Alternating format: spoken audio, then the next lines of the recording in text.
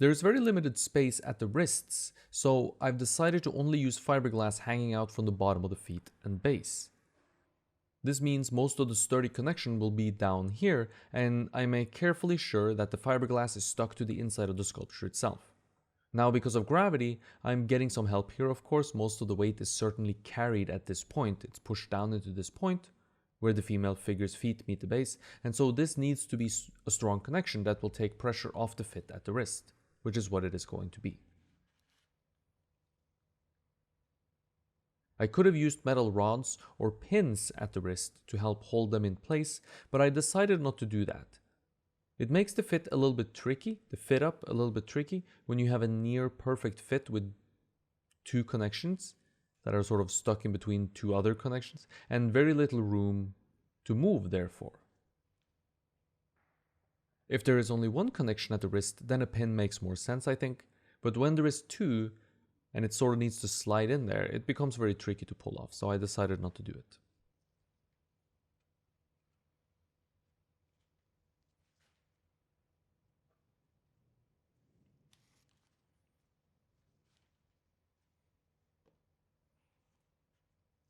I did get some pretty gnarly gaps at the base, but again, I'm not too concerned about these as resculpting them is rather easy. The most important thing is that there were no gaps at the crucial connections at the wrist, and that no anatomy was compromised during the fit-up. I did place the little arm of the female figure, which is going to go into Kronos' mouth. I did place that to help support the female figure a bit more at the wrist so it doesn't slide down, though I don't think it would have anyway. Luckily, the female figure's arm did fit near perfect here as well, where it should be, so that was a really big relief.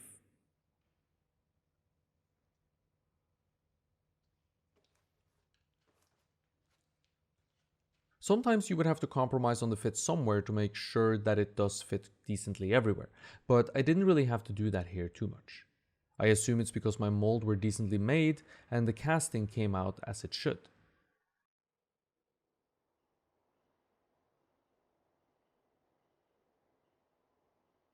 Remember that minimizing the chances for distortion in the molds when casting is going to make a potential difference when it comes to fitting things together later down the line.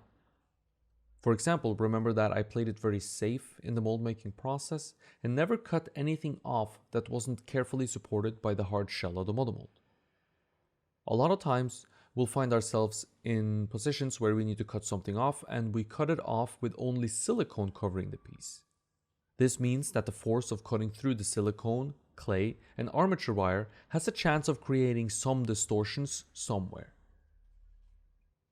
This seems like a small price to pay at the time, but later in the process, like during the stage we're at right now, it makes a massive difference and can save a ton of time because you don't have to do so much resculpting.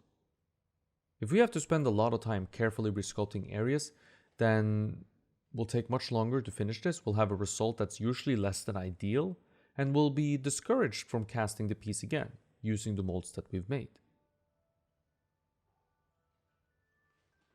Taking time and planning the mold making process out very carefully with the thought of how am I going to cast this thing later, constantly going through your head, will give you massive benefits and help you make better molds and therefore better castings. This process is, as you know by now, incredibly interconnected, and it's tough to see that in the beginning, of course. But hopefully here towards the end, you can tell just how much everything we did earlier matters for everything that comes after.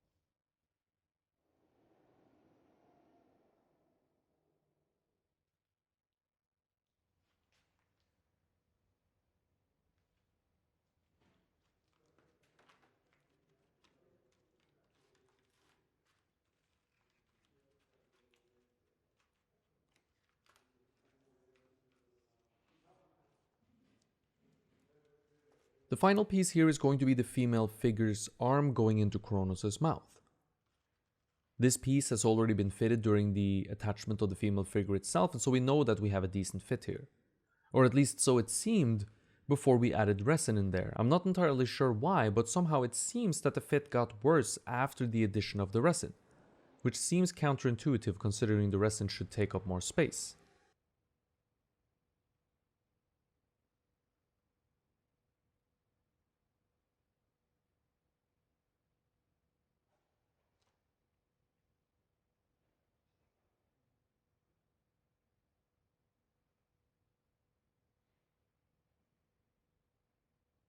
So to help fill the tiny gap and solve the problem of the arm sort of sliding around on the wet resin, I cut a small piece of fiberglass which occupied just enough space so that the arm could be press fitted and held in place while the resin sets up.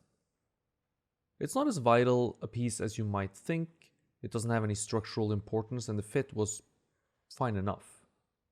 It was just that the wet resin was making the arm sort of slide around, as the resin, I guess, creates less friction than wet resin creates less friction than dry resin does.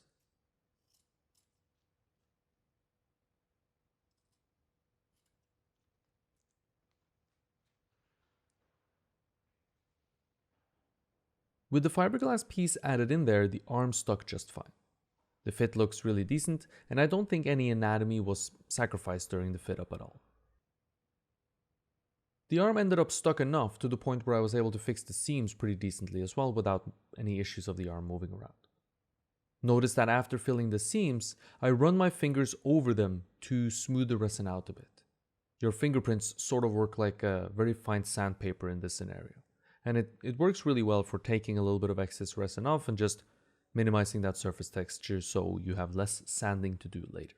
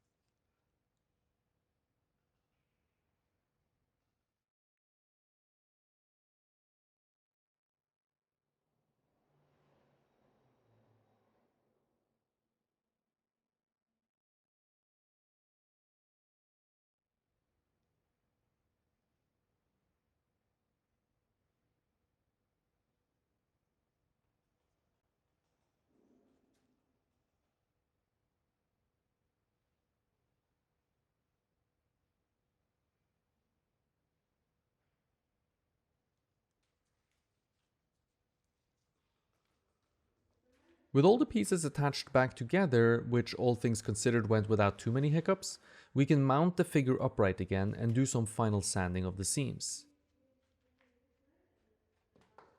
The seams were all really well fitted together, there isn't too much work to do here, but it's nice to do some sanding just to limit the difference in the surface texture. Sanding over the retouched areas will just unify the surface there and make the seam really hard to see. Once the piece gets a uniform coat of finish, that is. The resin tends to have a different coloration for whatever reason at the seams, as you've probably seen in other places on the sculpture, but once we get a uniform coat of paint on there, they'll disappear.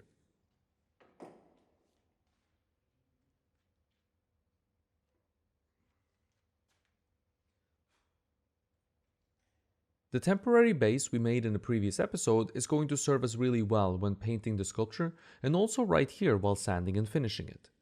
We get a sort of preview of what the figure is going to look like when it stands upright, and we get to test the mounting system that we've devised to see if the figure seems stable when mounted to a base.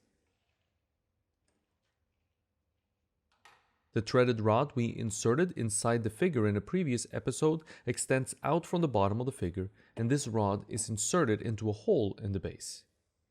The nuts and washers are used from the bottom of the base to hold the figure in place, essentially creating a press fit where the figure is held down to the base, sort of pulled down towards the base by the pressure applied with the bolts. I ended up doubling up on the bolts and washers since I read somewhere that it helps keep the the bolts, and therefore the figure, from working themselves loose over time. And it seems to really help.